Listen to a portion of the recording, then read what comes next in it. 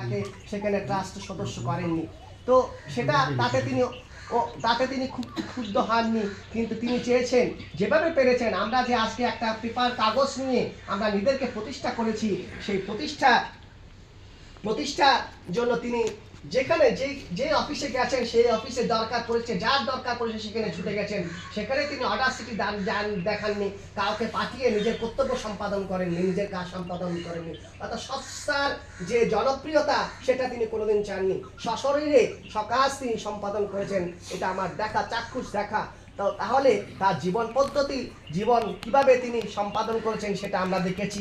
এবং বীরসর শিক্ষা কেন্দ্রে যে অচল অবস্থা, সেই অচল অবস্থার সময় তিনি বলেছিলেন সুমন পালকে দায়িত্ব দেওয়া হোক, কিন্তু আজকে যারা তথাকথিত নেতা এবং আসে থাকেন তারা তাকে বাদ সাধেন। তখন দীপিকা মাসিও বলেছিলেন, দীপিকা বড়ুয়া বলেছিলেন তাকে বাদ সাধেন, তারা নিজেদের ইচ্ছে মতো করে করেছেন বা করছেন ইত্যাদি ইত্যাদি। তো তিনি তার যে শীত ধারা সোজা রেখে চলতেন সেটা সবসময় তিনি রেখেছেন, বজায় রেখেছেন।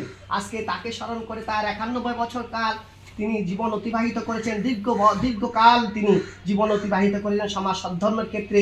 সমস্ত ভিক্ষু সঙ্গে কাছে তিনি জীবন যাপন করেছেন। তিনি শুধু হায়দ্রাবাদ নয়, ত্রিপুরা বিভিন্ন জায়গায় এবং শ্যামনগরে তিনি পোস্টিং ছিলেন। তারপর তিনি আস্তে আস্তে তিনি যখন তার কর্মজীবন শেষ হয়, তারপর তিনি তার যে সংসারে যে সন্তান সন্ততিকে প্রতিষ্ঠা ইত্যাদি সমস্ত কিছু তিনি সম্পাদন করেছেন। তো আজকে তার যে 91 বছর, প্রায় শতবর্ষের কাছাকাছি তার অবস্থান, তার আমাদের যে অনিত্যতা, আমাদের যে উৎপত্তি যে ব্যয়ধর্মী, এটা আমাদের সবারই জানা। আজকে তাকে স্মরণ করে তার পুত্রকন্যারা যে আয়োজন করেছেন, কৃতজ্ঞতা প্রকাশের আয়োজন করেছেন। পাশাপাশি তার ভগ্নী আছেন প্রতিমা বড়ুয়া, তিনি এবং তার পুত্রকন্যারাও আজকের এই সংগঠনে ব্রতী হয়েছেন।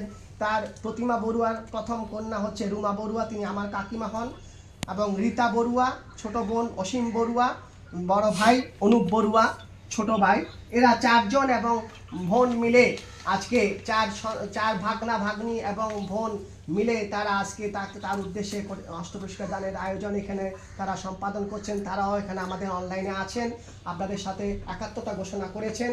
তো আজকে যাকে আমরা স্মরণ করতে এসেছি, স্মরণ করছি, তার কর্মপদ্ধতি, জীবনধারা, চিন্তাধারা আমাদেরকে রাখতে হবে, চিন্তাধারা করতে হবে। তিনি কিভাবে জীবনযাপন করতে চেয়েছিলেন, কিভাবে সিদ্ধারা সোজা রেখে তিনি চলেছেন, কিভাবে সমাজের ক্ষেত্রে তিনি অগ্রণী ভূমিকা পালন করেছিলেন, ভিক্ষু সংঘকে কিভাবে তিনি শ্রদ্ধার চোখে দেখেছেন, সেটা আমাদের সবসময় জানতে হবে। তিনি শুধু ধর্মাদার ওয়েলফেয়ার সেবা সমিতি নয়, এবং বৌদ্ধ ধর্মাঙ্ক সভার অন্যতম তিনি আজীবন সদস্য, মহাবোধি সোসাইটির আজীবন সদস্য হিসেবে, এবং তিনি আমাদের আন্তর্জাতিক সাধনা কেন্দ্র বুদ্ধগয়ার আজীবন সদস্যের পদ অলঙ্কৃত করেছিলেন ইত্যাদি। তার সময়ে তিনি যখন নিখিল ভারত বাঙালি বৌদ্ধ সংগঠনের সাধারণ সম্পাদক ছিলেন, দীর্ঘকাল প্রমথোষ বড়ুয়া মারা যাওয়ার পরে তিনি সাধারণ সম্পাদক হন। দীর্ঘকাল প্রতি বছর সংগঠনে যে মুখপত্র তিনি বের করতেন নির্ভুলভাবে, একদম না সুন্দরভাবে, সেটা এখন আর হয় না, বিভিন্ন কারণে হয় না, সেটা নানা রকম অজুহাত হয়। তো এই যে তার সাথে কথা হয়েছিল কিভাবে চালনা করেছিলেন, সেই চালনাটা আপনি একটা ইতিহাস রচনা করুন, কিন্তু তিনি করবেন বলেছিলেন, আর করে উঠতে পারেনি। তার বিভিন্ন ফ্ল্যাট এদিক ওদিক হওয়াতে, কাগজপত্র এদিক ওদিক হওয়াতে আমাকে বলেছিলেন আমার বিভিন্ন কাগজ এদিক ওদিক হওয়াতে আমি করতে পারছি না, আমি আপনাকে পরে করে দেবো। তো আমাকে কিছু বলেছিলেন, কিন্তু সমস্ত কাগজপত্র আসেনি বলে আর করা হয়ে ওঠেনি। নিখিল ভারত বাঙালি বৌদ্ধ সংগঠন বা all India federation of Bengali Buddhist যে যা কাজকর্ম, সেই কাজকর্মের ধারাবাহিকতা ডক্টর অরবিন্দ বড়ুয়া থেকে শুরু করে পরবর্তীকালে রতীন্দ্র বিজয় বড়ুয়া, প্রমথেশ বড়ুয়া এবং ক্যাপ্টেন ক্ষিতীশ রঞ্জন বড়ুয়া, তারপর আমাদের ব্রহ্মাণ্ড প্রতাপ বড়ুয়া, বর্তমানে যিনি আছেন এসকে বড়ুয়া, তারা কাজগুলো করছেন। তাহলে তিনি যতদিন ছিলেন ততদিন তার পূর্বসূরীদের যে কাজগুলো কিভাবে এগিয়ে নিয়ে যেতে হয়, কিভাবে নিজেদের স্বজাতির সম্মান রক্ষা করতে হয়, নিজেদেরকে কিভাবে উন্নত করতে হয় অর্থনৈতিকভাবে, সেই চিন্তা চেতনা তিনি করেছিলেন, সেই দায়িত্ব কর্তব্য তিনি সম্পাদন করেছেন।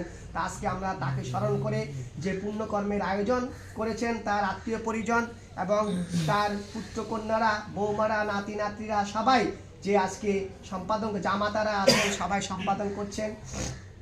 তো আজকে ভান্তেরা আমরা এখানে যথাসময় উপস্থিত হয়েছি। 10 জন 14 জন ভান্তে, আমাদের মধ্যে বড় ভান্তে আছেন, আমাদের মধ্যে যারা নবীন ভিক্ষু তারা আজকে কিছুটা 5 মিনিট 7 মিনিট করে ধর্ম পরিবেশন করবেন।